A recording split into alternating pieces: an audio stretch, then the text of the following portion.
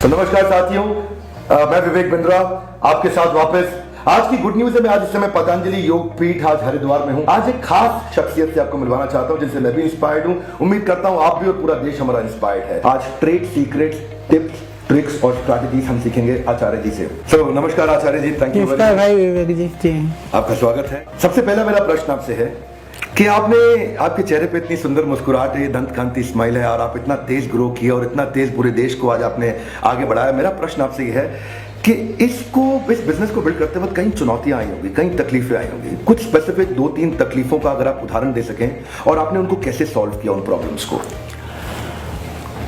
परेशानियां किसी भी कार्य को करने के लिए आप प्रवृत्त होते हैं तो सबसे पहले परेशानियां आपका स्वागत करती हैं, और यदि परेशानियों ने स्वागत नहीं किया मतलब आप कुछ ज्यादा बड़ा नहीं कर रहे हैं। सबसे बड़ी परेशानी क्या थी कि हम लोगों को, हमारे पास ना प्रोफेशनल्स थे, ना हमारा एजुकेशनल बैकग्राउंड, कोई प्रोफेशनल एजुकेशन हम लोगों ने पाया। हम तो गुरुकुल में पढ़े हुए, हमें तो वेदों का पता है, दर्शन का पता है, उपनिषद का पता है, परंतु भगवान ने ऐसी व्यवस्था करी कि उस उपनिषद का जो मैनेजमेंट पार्ट था, जो दर्शन का मैनेजमेंट पार्ट था, वो एक तरह से अलग से कहीं अलग रूप में आ गया।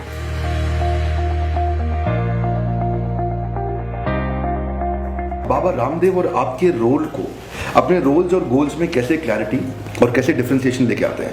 बाबा जी को आपने क्या रोल दिया हुआ है, उन्होंने आपको क्या रोल में एंगेज किया हुआ है, आप दोनों के बीच में क्या अंडरस्टैंडिंग है, वो कहाँ ज़्यादा समय लगाते हैं, किन प्रोडक्ट्स पे, किस फंक्शन पे, किस डिपार्टमेंट पे, और आप कहाँ ज़्यादा समय लगाते हैं? जो स्वामी जी कह देते हैं मुझे, मैं वही करता हूँ। हालांकि लोग कहते हैं कि आचार्य बालकृष्ण जी पीछे रह करके सब संभालते हैं, सब करते हैं, ये सब कुछ आचार्य बाल। सच मानिए मेरा कुछ भी नहीं है। मैं तो जो महाराज जी कह देते हैं, मैं कहता हूँ कि बता दो मेरे को क्या करना है, मैं उतना कर देता हूँ और आराम से करता हूँ। और मेरे साथ टीम भी है, वो सारी टीम है, काम कराते हैं, उनसे काम लेना है, करवाना है। और महाराज जी कह देते हैं कि नहीं, अब हमको एक रिसर्च के फील्ड में काम करना चाहिए। भगवान की दया से 2 साल में मैंने देश का पहला और बड़ा, जैसे कई बार आप बोलते हैं ना कि या तो हम फर्स्ट हों या तो हम ही हों, तो उसी भाव से मैं काम करता हूं। और वो चीज देखनी है तो आप पतंजलि में बहुत सारी जगह पर देख सकते हैं।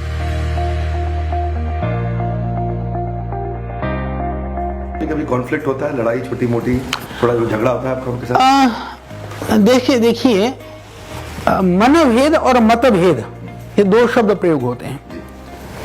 तो मन तो हमारे अलग अलग हैं, तो भेद तो रहेंगे ही। कभी भी हमारी यदि बीच में कोई बात हुई ना, हमारे 2 की वजह से कभी नहीं हुई, ये रिकॉर्ड है। वो हुई तो तीसरे की वजह से हुई, इनकी गड़बड़ या काम को लेकर के, चीजों को लेकर के। मैं कहता हूँ वो आदमी थोड़ा सा गड़बड़ कर रहा है, महाराज जी को लगता है कि नहीं वो थोड़ा ठीक हो सकता है, या उनको लगता है वो थोड़ा गड़बड़ होगा, मुझे लगता है कि नहीं तो ठीक होगा। और इसी तरह से उसकी कार्यशैली के, उनकी वजह से परेशानी होती है। तो उस स्थिति में हमको ये करना है कि हम जितनी दृढ़ता से, आत्मीयता से साथ में हैं, हम उतनी ही आत्मीयता से दूसरे व्यक्ति का भी एनालिसिस करें। आपका मीडिया और एडवर्टाइजिंग का बजट बहुत बड़ा है, आप बहुत स्पेंड कर रहे हैं, आप सारे प्राइम टाइम के FCT, फिक्स कमर्शियल टाइम आपने ले लिए हैं। इससे भी आपकी कॉस्ट बहुत बढ़ती होगी। नेचुरली आपको एक पुल जनरेट करना है, नेचुरली मार्केट में आपको एक अपनी प्रेजेंस फील करानी है, और मीडिया बाइंग आपको करना पड़ेगा, ये व्यापार का हिस्सा और ये जरूरी भी है, हम समझ सकते हैं। लेकिन इस कॉस्ट को ऑप्टिमाइज कैसे करते हैं और इतना बड़ा बजट आप कैसे मैनेज करते हैं? देखिए मैं आपको बताऊं विवेक भाई, इसमें हम लोग जितना समय या जो भी FCT हम ले रहे हैं, हम उस हिसाब से पैसा बहुत कम लेते हैं। अच्छा। वहां पर भी वो मीडिया वालों को भी थोड़ा सा आप समझिए, मैं वहां भी स्वदेशी का ही पाठ पढ़ाता हूँ। मैं कहता हूँ भाई हमको हमारे उसके हिसाब से दे दें, और हम डायरेक्ट बैठ करके नेगोशिएशन करते हैं। उसमें भी हमारे पास एजेंसीज वगैरह, ऐसा कमीशन वगैरह कहीं किसी को नहीं जाता है।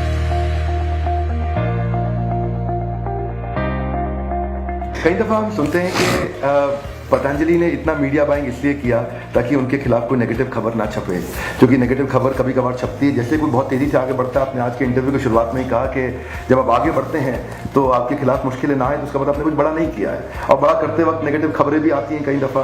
तो ये प्रश्न भी उठता है कि इतनी मीडिया बाइंग इसलिए करते हैं कि मीडिया थोड़ा सा एक अच्छे दृष्टिकोण से आपको देख सके, डाल सके। इसमें कितनी सच्चाई है?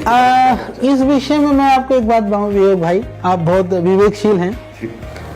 यदि इसके लिए हम मीडिया बाइंग करते हैं, खरीदते हैं, तो हम सैकड़ों, मान लीजिए आपके हिसाब से मैं बात कर रहा हूँ, सैकड़ों करोड़ रुपया दे करके उनको चुप रखने की जगह यदि कोई नेगेटिव आ जाए उसमें 2-4 करोड़ देकर चुप करा लेंगे, नहीं ऐसे ही करना हो तो। आचार्य जी, एक थोड़ा कठोर रहेगा प्रश्न आपको, चाहे कितना ही भलाई का काम कर लो पर उस भलाई की उम्र अगली गलती होने तक ही है, और इतना तेज आप एक्सपैंड कर रहे हैं और एक बड़ी गलती हुई, मैं चाहूंगा आप इसका उत्तर दें। गलती होगी ये कह करके हम काम ना करें तो फिर आदमी काम नहीं कर सकता है।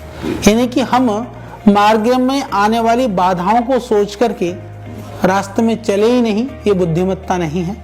और उन सारे युवक और युवतियों को मैं इस बात को कहना चाहता हूं कि परेशानियां आएंगी, मार्ग में बाधाएं आएंगी, पर हमको बाधाओं को पार कर करके विजय पाना है।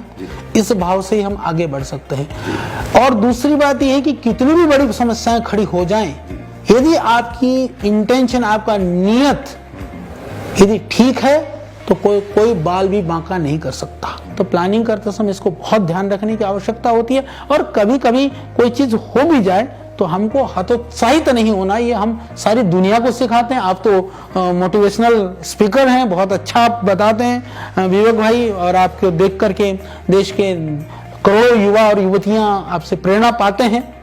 तो वो एक अच्छी बात है। मैं इस बात के लिए भी आपकी प्रशंसा करता हूं कि आपके द्वारा दिए हुए विचारों से, उपदेशों से, सलाह से, उपाय से यदि किसी के जीवन में कुछ भी नया मिलता है तो ये बड़ी बात है। जीवन निर्वाहन के लिए तो देखो, आदमी तो कसाई खाना खोल कर भी पेट पालता है। हाँ, बिल्कुल बिल्कुल।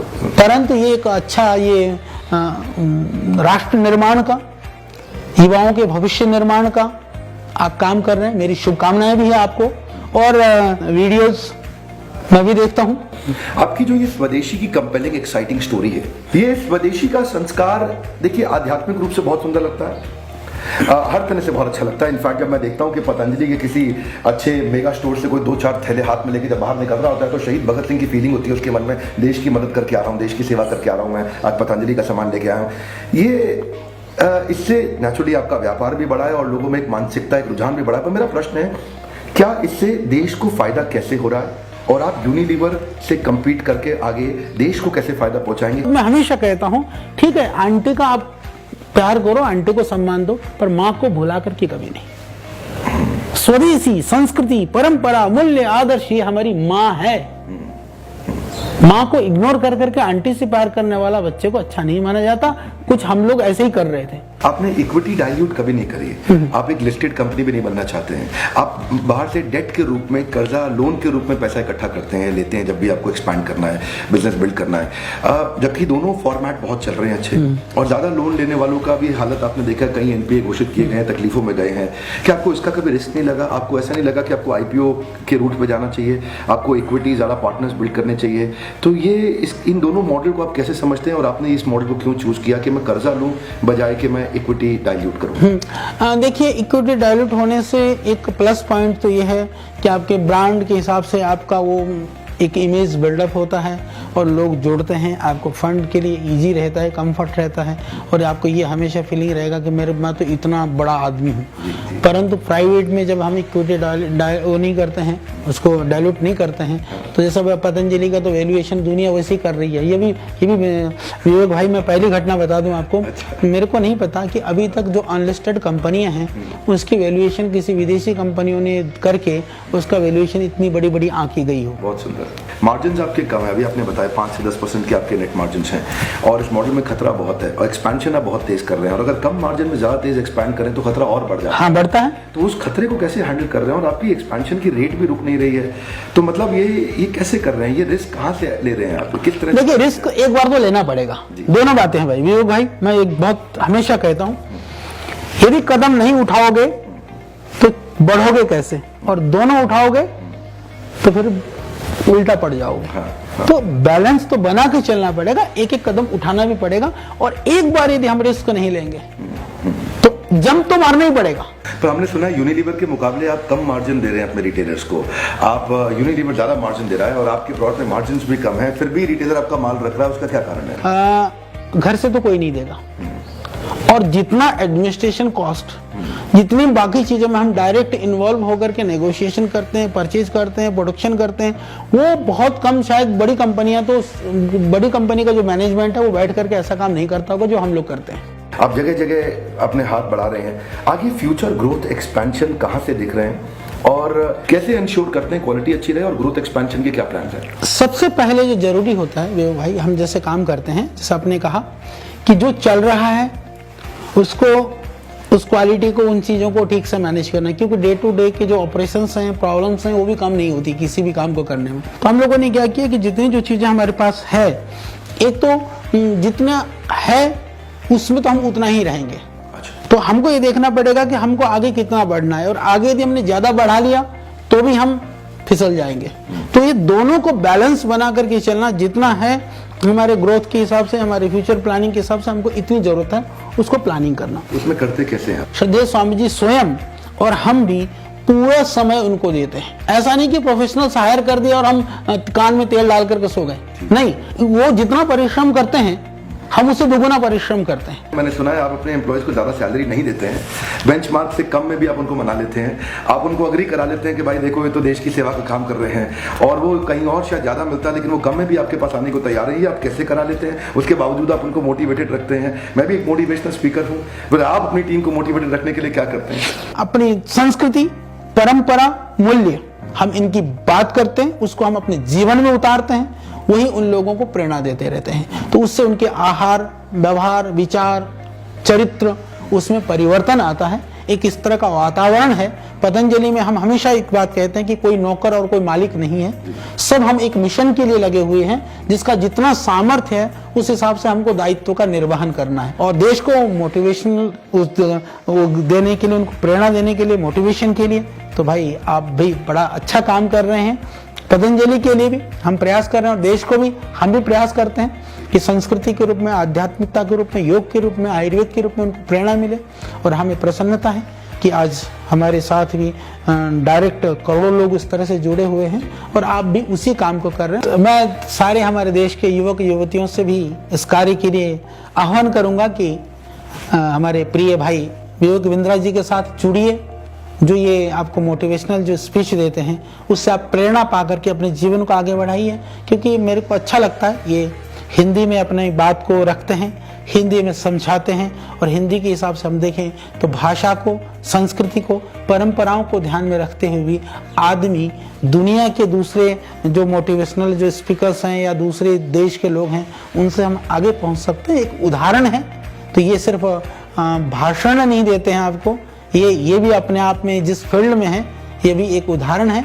तो उससे आप प्रेरणा पा करके आगे बढ़िए। और विवेक भाई, आपको भी हमारी बहुत शुभकामनाएं। आपके और दर्शक और भी आपसे प्रेरणा पाने के लिए लोग और संख्या में, अभी तो करोड़ों की संख्या में आपके पास लोग हैं, और भी जुड़े। भगवान आपको शक्ति दें, और इसी तरह से आप देश को, युवाओं को, युवतियों को प्रेरणा देते रहें। ये थी बड़ी सुंदर चर्चा आचार्य बालकृष्ण जी के साथ, जिसमें उन्होंने कई बिजनेस के ऊपर आइडिया शेयर किया आपसे। इन्होंने शेयर किया कि इन्होंने अपने बिजनेस को कैसे बिल्ड किया, कैसे इसको ग्रो किया, और बताया कि ये बिजनेस को वास्तव में बिजनेस की तरह ना देखते हुए समाज की सेवा के दृष्टिकोण से इन्होंने इसको बिल्ड करने का प्रयास किया। तो मिलते हैं कल सुबह 8 बजे दोबारा अपने पॉडकास्ट के अगले एपिसोड में, एक्सक्लूसिवली मेरे फेसबुक, इंस्टाग्राम पेज या ट्विटर हैंडल पे।